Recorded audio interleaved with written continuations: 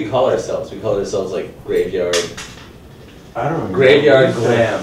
We've monikered ourselves a few things over the years, but I don't remember most of them. Summertime gone. Summertime gothic anthems. Summertime something. We're always a little goth, though. I guess. We're always kind of spooky sounding. Yeah.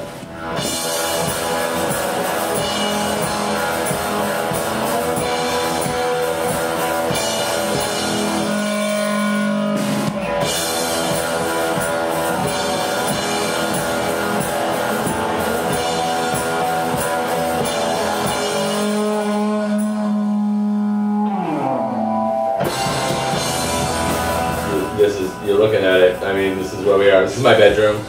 I also practice sleeping here, and I practice eating here. I don't practice showering here. Ask anyone who knows me. Our practicing over the years has been, we've gone from bedrooms to laundry rooms to There's a bar. professional studios to, yeah. Laundry room was fun too. Laundry That was a room, good one, that was yeah. something.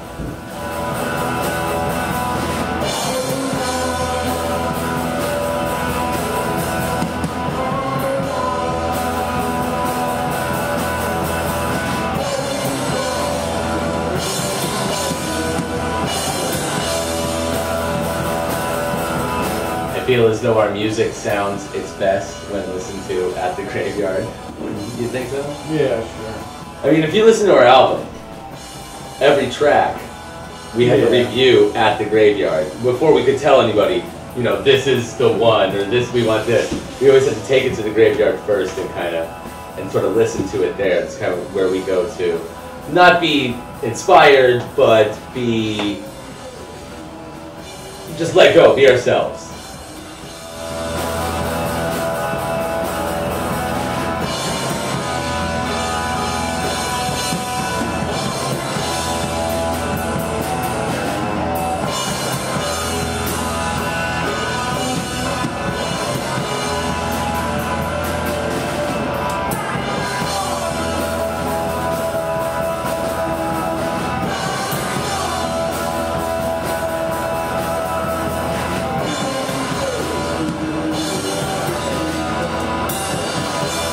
We have the small gear, which is here today. We've got a lot bigger gear.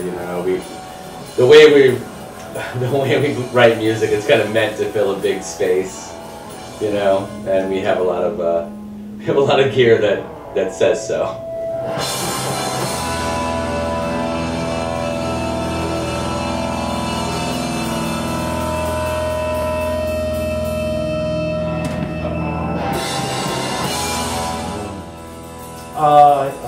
He's been in a lot of bands. A long time. Name a couple of your bands. Was it the 60s?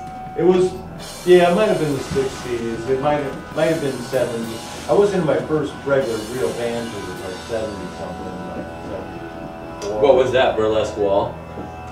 No, that was an 80s band. 70s, it was a high school band. I don't even That was the remember name what of it. called. The Rat Bleeds? And then was it the Rat Bleeds? was 80s. The trying to think of 70s high school. Was it band. Jesus Chrysler, was it? No, it was like. These are all bands of his, I believe.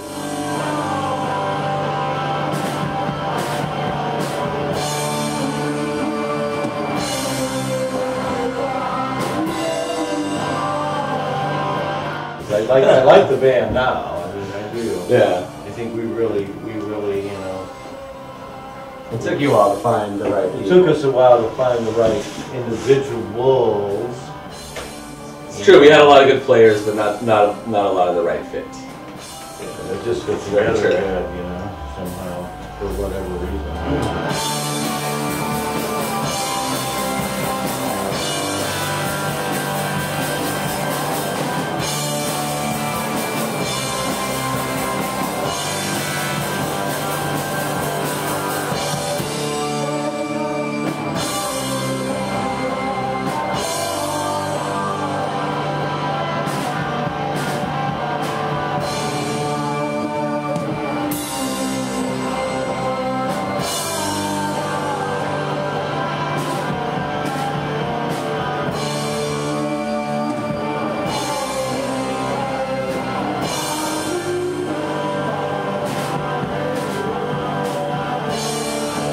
everyone collaborates. It goes through my filter, which I would do in the band what I call orchestrating. We all collaborate. Yeah. And He's got a lot of good visions, but they need hurting. They need to be put in line, you know.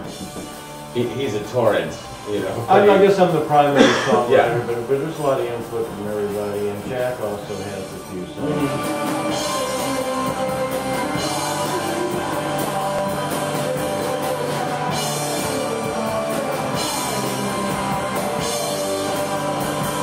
There was a car accident that made it to where we couldn't be together for a while. I don't know if we broke up, we just stopped doing stuff. Yeah, we just stopped doing things. We never break up. True. Death won't even keep, get us down. So, we could stop every so often, and we have, throughout More pressing matters. decade plus time. Yeah. That's how you get to being a band for a decade, is that you stop for a little while. We're gonna stop again too.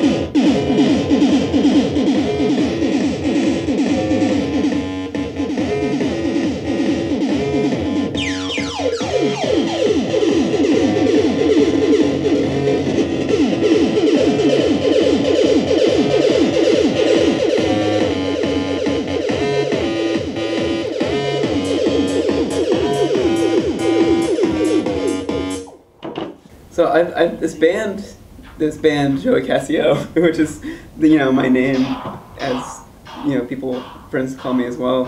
I've been doing it for like over 10 years, and it's pretty much always been a solo project. I've never, other than little one-off things here and there, never really been in a band with other people.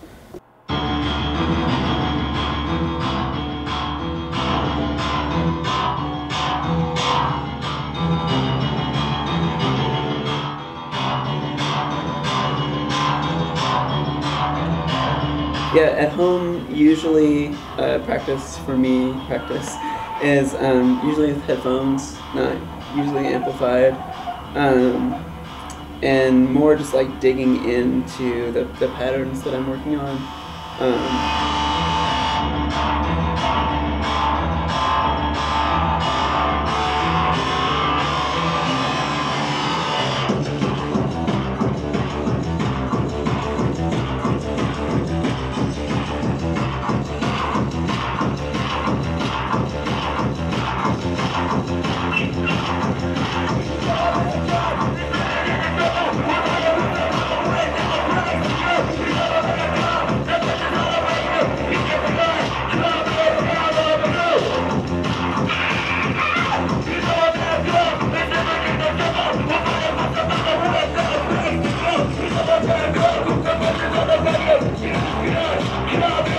Because my songs, when I write them, are not really like verse, chorus, verse. It's like basically I have these machines here in front of me. I have 7 different synthesizer sounds and patterns going, and then 7 or 8 drum sounds, and then some other like weirder, more chaotic sounds from this machine. And I'll just play, and all of them are together in one loop that's a few bars long, and I can turn stuff on and off and change the sounds and the timbres and run them through effects. And so it's practice for me is more like learning, like making the pattern, which has all these parts and all these possibilities, and then once I've made that, digging into that pattern as an instrument and seeing what possibilities, where I can take that live. And so a lot of times practicing, I may be just listening to one loop for an hour, turning knobs here and there and seeing where I can take it, and then when I go out and play, I have this sort of like quiver to pull from of the possible directions I can take the song, depending on like what the energy is like in the room.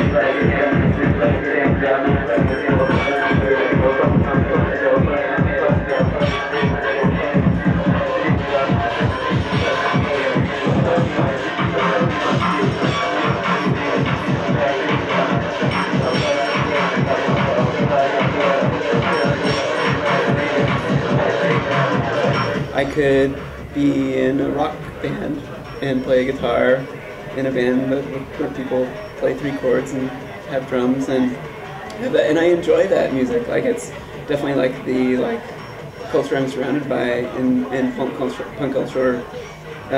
There is a lot of that kind of music, but I've always wanted to strive to create something new, and I have this belief that maybe is influenced by futurism, that new ideas in aesthetics may also allow for possibilities for new ideas elsewhere in human thought and ultimately change culture in some way.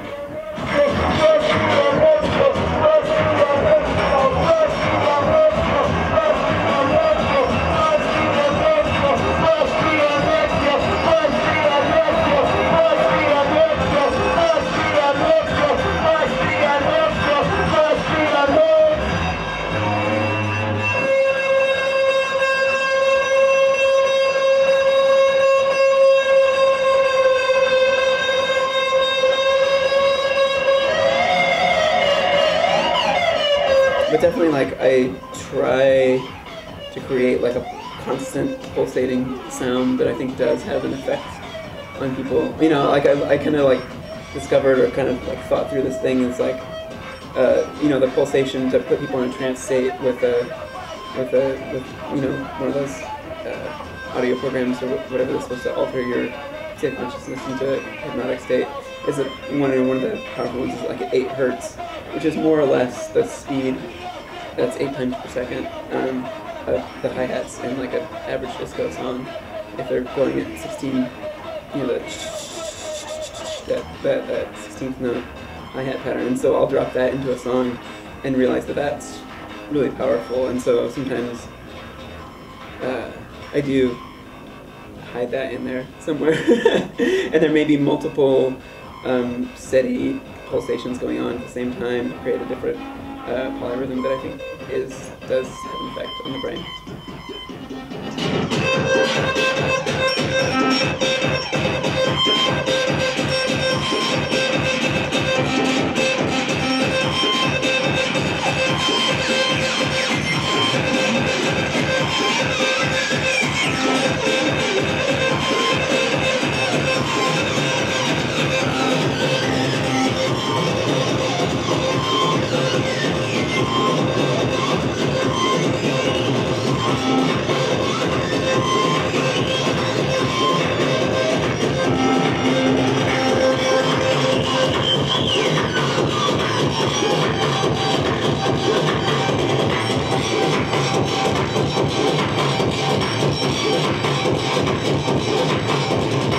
I don't know, futurism is something that's fascinating to me in a number of ways, because for one it was kind of laid the groundwork for most 20th century art movements in that it was a group of people together who had a vision and shared it in the same way that you would any political movement, and with an underlying like political intent to change culture. And I like the idea that you should be trying to make something new.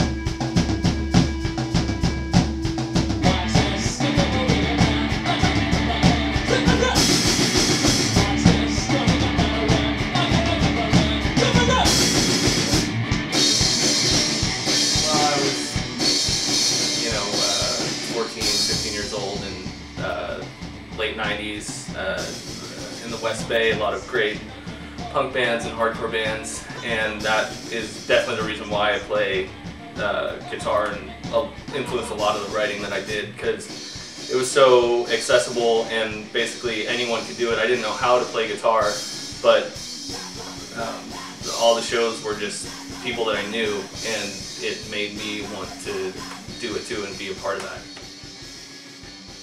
The first band I was in was a ska punk outfit called Howard versus the Camel, and I played in that band for 4 years when I was in high school. Well, I started playing drums when I was about 16 or so.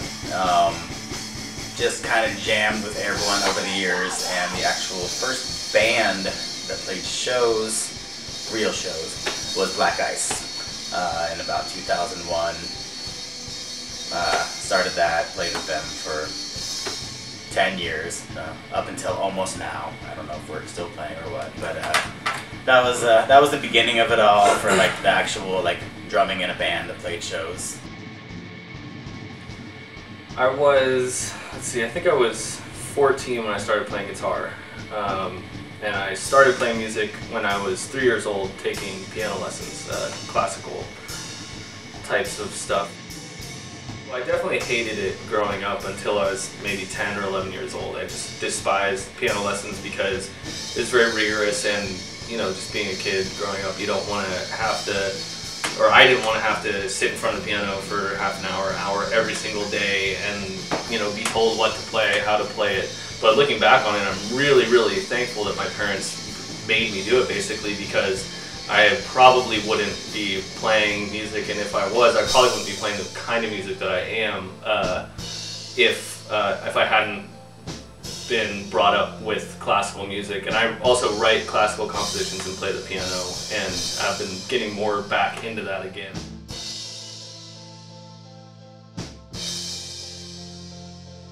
Started off a lot more straightforward, and then, you know, one song came along where it's like, oh, here, I'm gonna loop this, and then I'm gonna play this keyboard over that, and then I'm gonna loop this over that, and then I'm gonna start singing, and I was like, that's awesome, I love that. And since then, I think every song has evolved a little more with the whole multi-layers, the looping, heavier, faster, really challenging. It's gotten more technical. I don't think that we could have played the songs that we're writing now when we first started 3 years ago. So we both definitely pushed each other to become better musicians, which I think is kind of, I mean, one of the main points for me at this point to making music is to try and get better and push myself. And if you are playing in a band that forces you to do that, I mean, you can't really ask for that much more.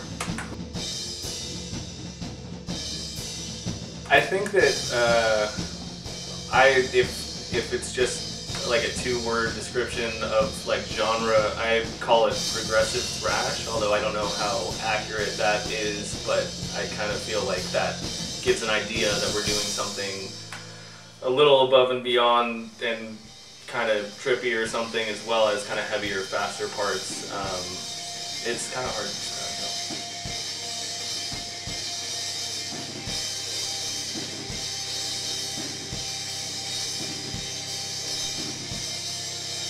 Well, I started filming bands in about 2003, finally got a video camera. Before that, I was just taking snapshots on a generic camera, and finally got a video camera, and since then, I don't think I've gone to a show without my video camera, and filmed most of every band that I've seen since then. So I put it all up on YouTube, Kevin Brown's videos, and YouTube/Kevin Brown's videos, and over 500 videos of bands from the, bands playing in the Bay Area, not necessarily from there, traveling bands I get all the time, and yeah, I just keep doing it. It's, I guess, it's like my American Express card, my camera. I don't leave home without it. If I show up to a show and I don't have my camera, or like I run out of batteries, I'm like, oh, this is awkward. What am I doing? And then I'm forced to dance like a kook, and which is just it's terrible dancing. Yeah, no, it's going good. I'm about to start doing a archive, backing it all up, getting all the shows, and then get an actual website besides YouTube and a whole different layout, and eventually DVD compilations of bands who agreed to be on it, possible interviews in between, and just kind of a rehash on the 2000 through 2010 decade in the Bay Area.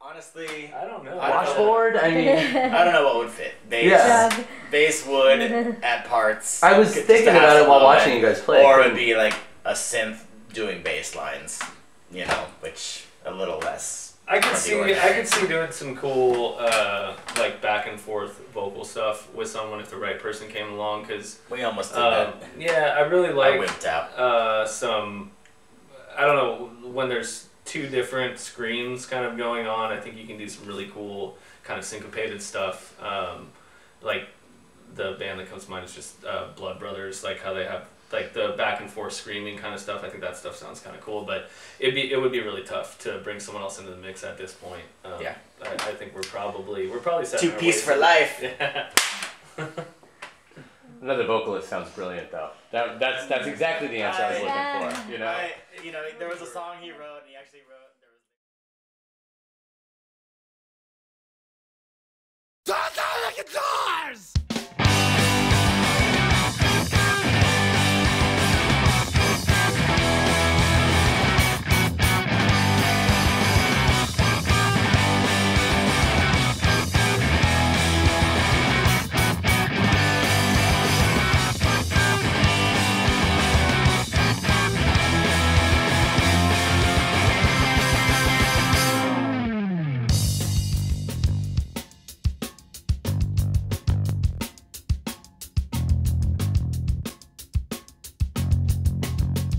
Turn the guitars down. It's time to sculpt the sound. The volume's too high. He is not horsing around. Turn the guitars down. It is the classic standoff. We like to play at 11. You like to turn us off. Turn the guitars down.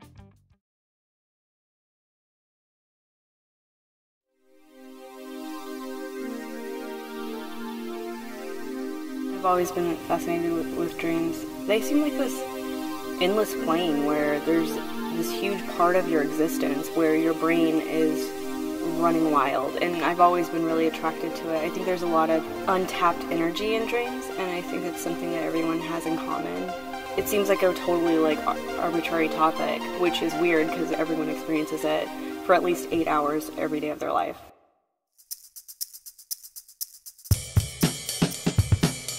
There's the expression, letting your hair down. This is like letting your pants down. It's like pantsing yourself on stage. Because you can. It's about being free. This is what this show is about. It's about like me getting off on what I can do. The Missing Box at www.ninthfloorradio.com.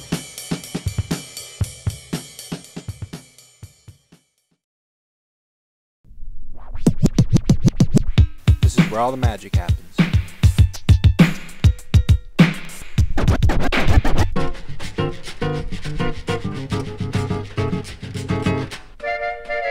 $3, here you go.